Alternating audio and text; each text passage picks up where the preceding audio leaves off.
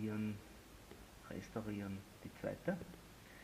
Okay, wir nehmen einfach einmal die Schraube herunter. Ich habe sie schon gelockert. Nach dem Lockern der Schraube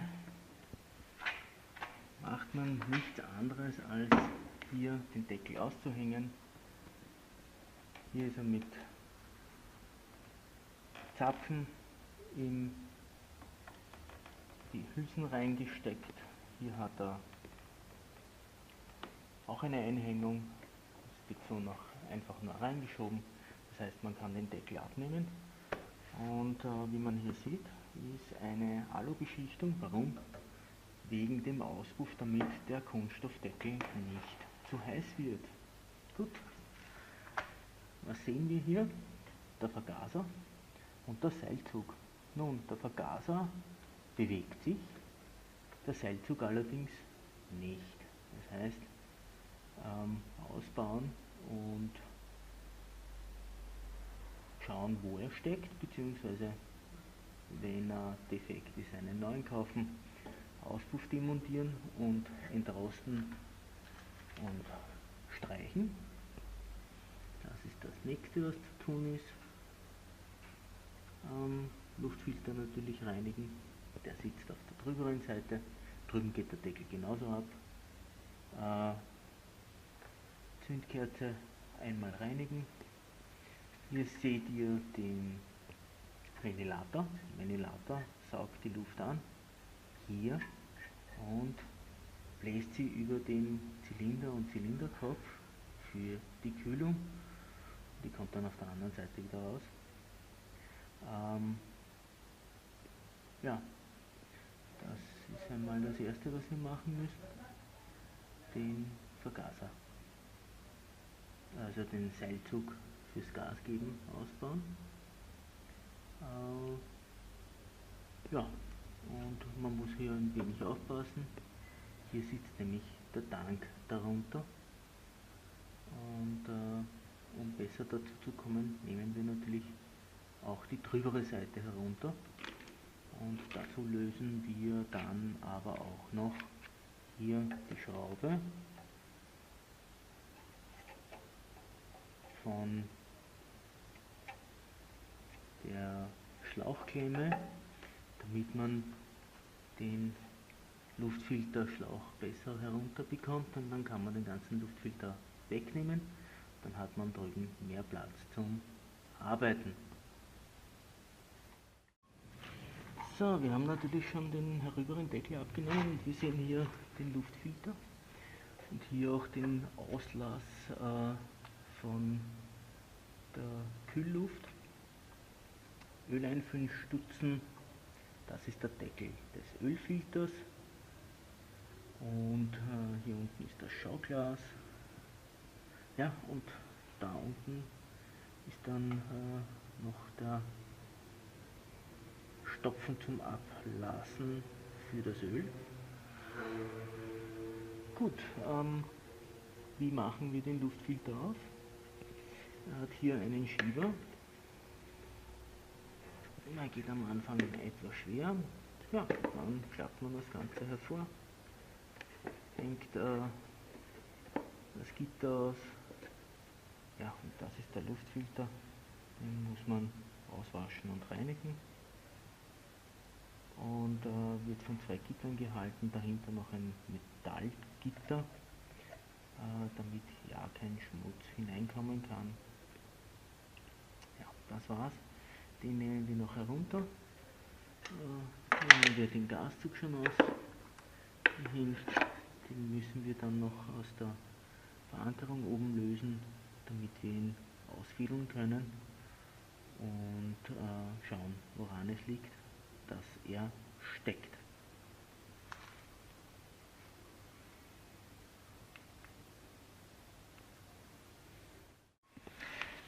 So, und ordentlich eingesprüht, hier natürlich,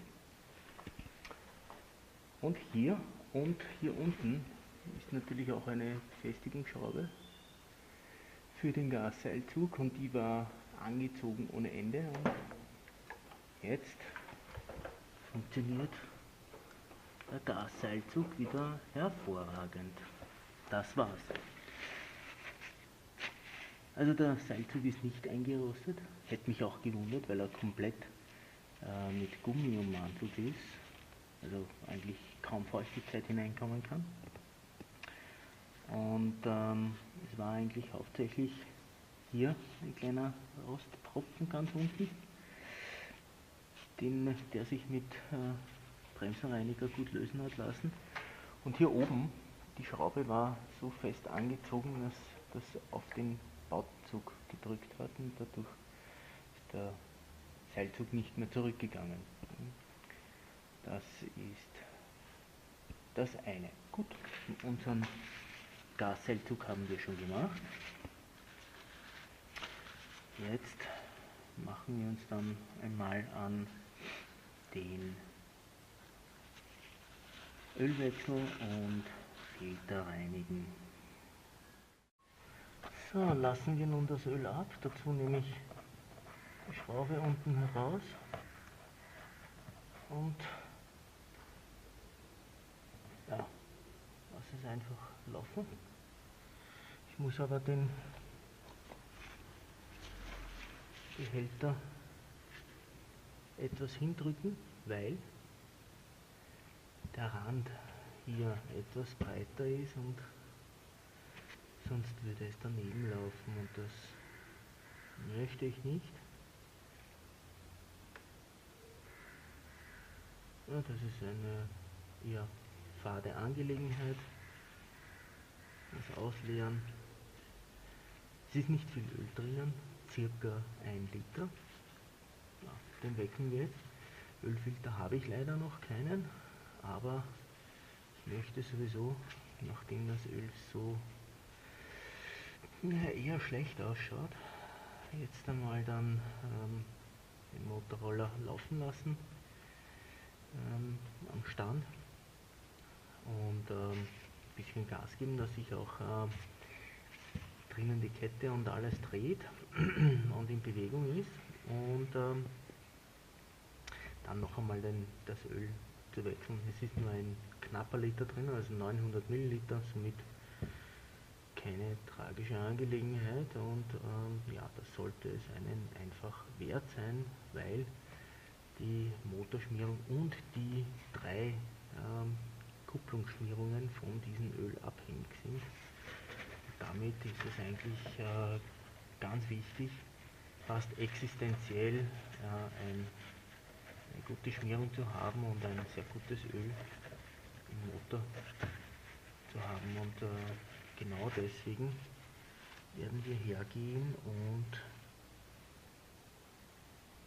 das eben noch einmal wechseln. So, das tropft jetzt noch eine Weile und Öl füllt man hier ein, man nimmt runter, hier steht dann meistens auch drauf USE SAE 10W40, also ein ganz normales 10W40 Öl wird hier eingefüllt und hier im Schauglas haben wir Low und Full, also wenig, Minimum und Maximum. Ja. Und auf das füllen wir das jetzt einfach an. Wenn ihr einen großen Kanister habt, mit dem ihr hier nicht reintrefft, nehmt einen Trichter. Wenn ihr den nicht braucht, dann einfach einfüllen, bis ihr auf Full kommt. Ja, das war's. Ölwechsel erledigt. So, Batterie haben wir schon wieder hineingegeben. Und natürlich als erstes den Pluspol angeschlossen. Dann schließen wir den Minuspol an. Schrauben ihn fest.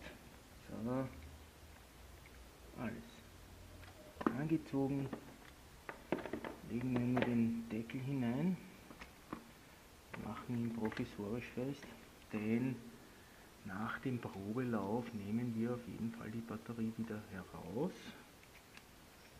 und werden sie noch ein paar Mal aufladen, bis wir dann die Batterie wirklich einmal richtig brauchen.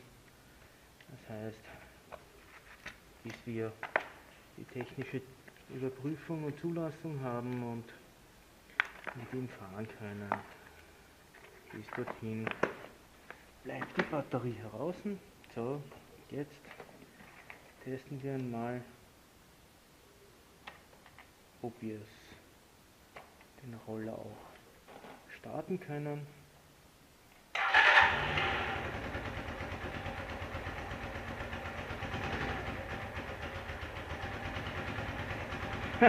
Und ist natürlich sofort angesprungen. Ein Wahnsinn. So super. Ich bin echt stolz auf ihn.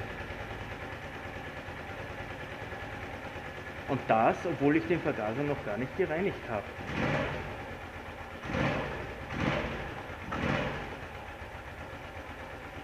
Und wir können auch Gas geben.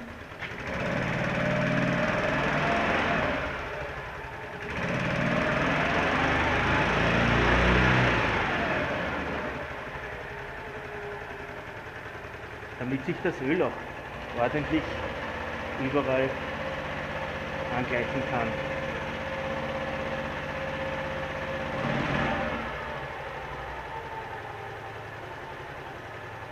Was habe ich noch gemacht? Das habe ich euch nicht gezeigt. Da ist eine Schraube mit einer Mutter, die öffnet man und dann kann man die Steuerkette spannen.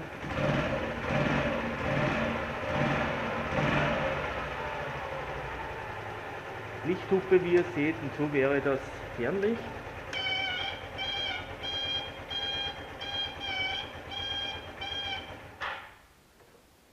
Hervorragend, alles funktioniert.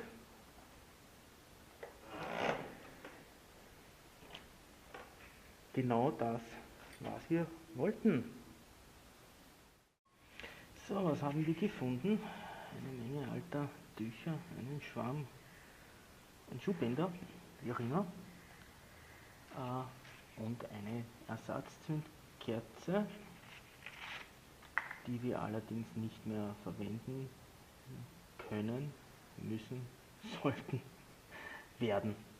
Nun, da gehört eine DR8 ES hinein, eine Zündkerze, und wir kaufen natürlich eine neue.